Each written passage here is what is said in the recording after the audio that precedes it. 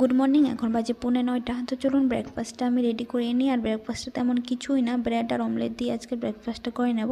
তো তার জন্য একটা কাঁচা লঙ্কা, একটু পেঁয়াজ কেটে, দুটো ডিম দিয়ে এখানে হলুদ লবণ দিয়ে এটাকে মিক্সড করে নিলাম। আর একটা কড়াইতে একটু বাটার দিয়ে আমি এখানে ব্রেডগুলো ছেঁকে নেব।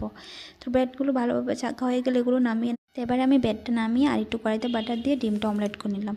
তো ব্রেকফাস্ট করতে করতে আজকে মনে হলো একটু খিচুড়ি রান্না করে নিই। ঘরে সেরকম সবজিও নেই, আর খিচুড়িতে আমার বেশি সবজি বা মশলা দিলে আমার ভালো লাগে না, তাই কম মশলার কম সবজি দিয়ে একটু খিচুড়ি রান্না করে নেব। এখানে আমি 500 থেকে একটু কম চাল নিলাম, এটা আতপ চাল নিলাম। আর 200-র মতো আমি মসুর ডাল নিয়ে ভালোভাবে ধুয়ে সাথে আলু দিয়ে সিদ্ধতে বসিয়ে দিলাম।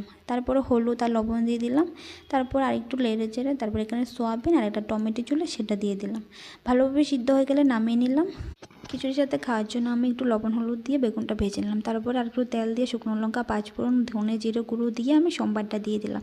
এরকম কম মশলা খিচুড়ি কার কার কাছে ভালো লাগে আপনারা